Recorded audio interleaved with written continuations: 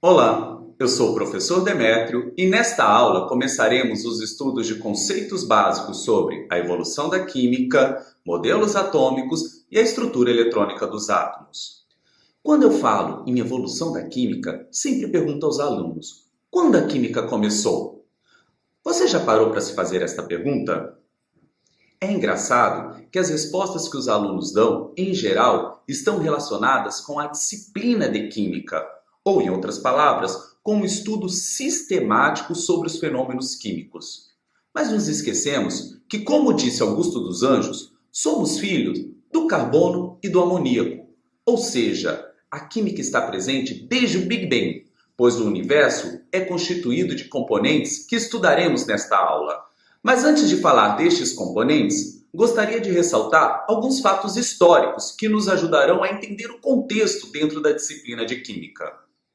As pinturas rupestres e a manipulação do fogo, representadas nestas figuras, talvez sejam fatos que mais revolucionaram o comportamento do homem no contexto social.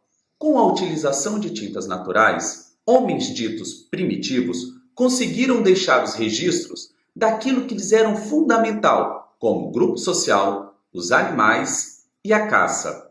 Com a manipulação do fogo, alimentos puderam ser cozidos e conservados, mudando drasticamente o modo como o homem se interagia com a natureza à sua volta.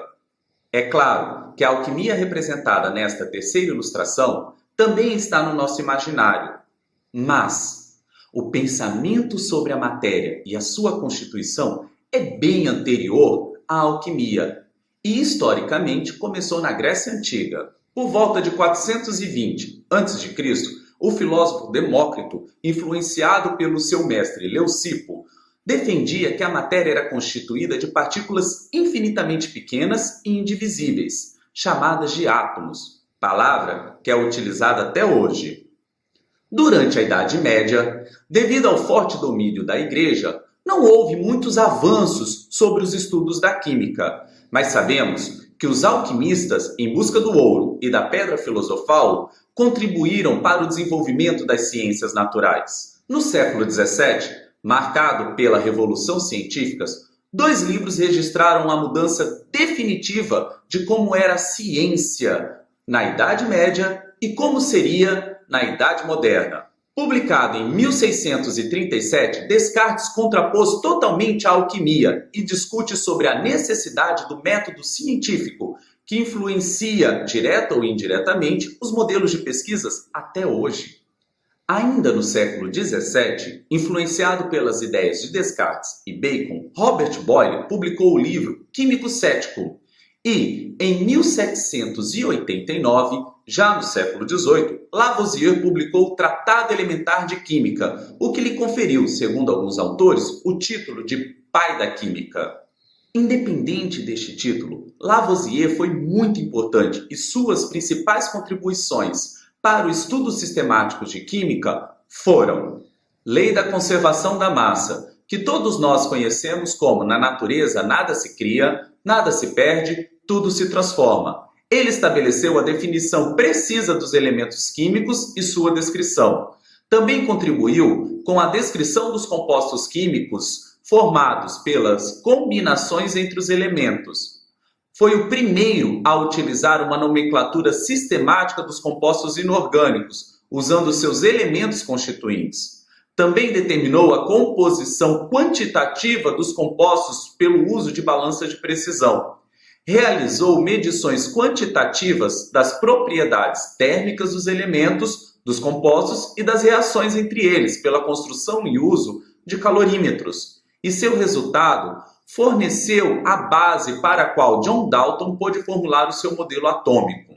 É interessante notar que o estudo sistemático de química, assim como em outras áreas da ciência, foi influenciado diretamente pelos contextos históricos. Sobre este assunto, eu recomendo a leitura deste livro, O que é Ciência Afinal? Bastante interessante porque mostra diferentes visões sobre o que é ciência. E desta forma, poderemos entender como foi a evolução dos conceitos e dos estudos científicos. Bom, então não tem como começar a estudar química se não for falando sobre o átomo. e, consequentemente, os modelos atômicos. Mas antes de mais nada, gostaria de ressaltar alguns apontamentos de dois autores que eu considero bastante pertinente neste contexto. Vejamos. É importante entender que o estudo de modelo atômico é uma abordagem histórica na qual devemos perceber que não há um modelo correto, mas sim leituras diferentes dos mesmos fenômenos macroscópicos, mostrando o caráter dinâmico da química. A escolha do modelo atômico deve ser feita dependendo de como os átomos modelados serão usados depois. Necessariamente, o modelo adotado não precisa ser o mais atual, nem o único, mas sim aquele que permita a relação entre o micro e o macro, entre o imaginado e o visível. É importante termos isto em mente, pois durante todo o curso eu irei permear por vários modelos, de acordo com a necessidade de cada momento. Os principais modelos estão destacados nesta figura. Vale ressaltar que, assim como dito anteriormente, os modelos evoluíram de acordo com a própria evolução da ciência. Na Grécia Antiga, houve uma concepção filosófica sobre o átomo, essa parte da matéria que não consegue mais ser dividida. Essa concepção foi tão importante que a palavra átomo não foi alterada desde então. No início do século XIX, Dalton foi o primeiro a formular um modelo atômico e o definiu como uma esfera maciça e indivisível. Se me permite uma analogia, é como se fosse uma bola de bilhar, maciça, ou seja, concentrado toda sua massa em si, indivisível, única.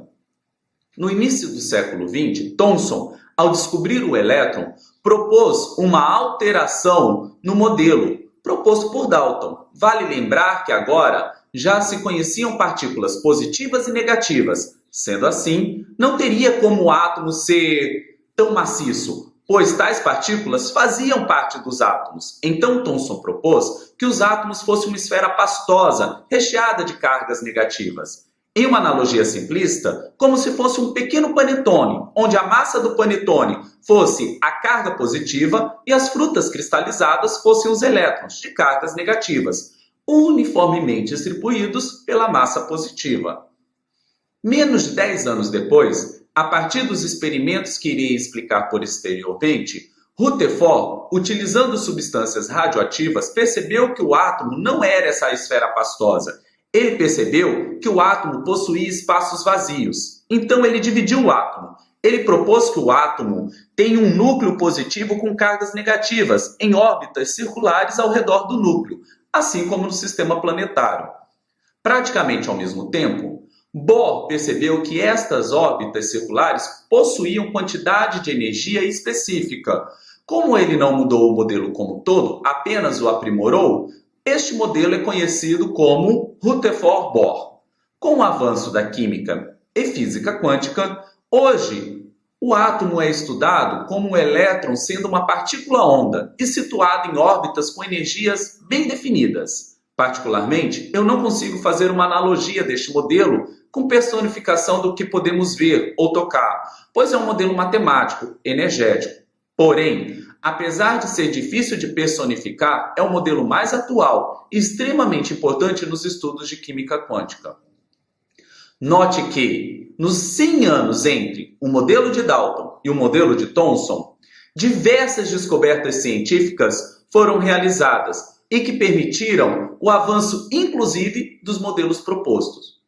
No próximo slide, poderemos ver algumas aplicações de cada modelo, com destaque para o modelo de Dalton, sempre representado nos livros de química e nos modelos de Rutherford-Bohr, importante para entendermos distribuição eletrônica ou ligações químicas. Sobre este assunto, eu recomendo que você assista uma série produzida pelo Fantástico, da Rede Globo. Ela se chama Mundos Invisíveis. E nesta série, eles trazem vários contextos históricos que não foram abordados nesta aula. Vale a pena conferir e segue aqui os links para consulta. Finalizamos aqui a primeira parte desta aula, conhecendo os principais modelos atômicos e suas aplicações. Na próxima parte, iremos aprofundar nossos estudos sobre o átomo, discutindo sobre a estrutura eletrônica dos átomos, pois sua estrutura eletrônica influenciará no comportamento e nas características químicas e físicas de um átomo.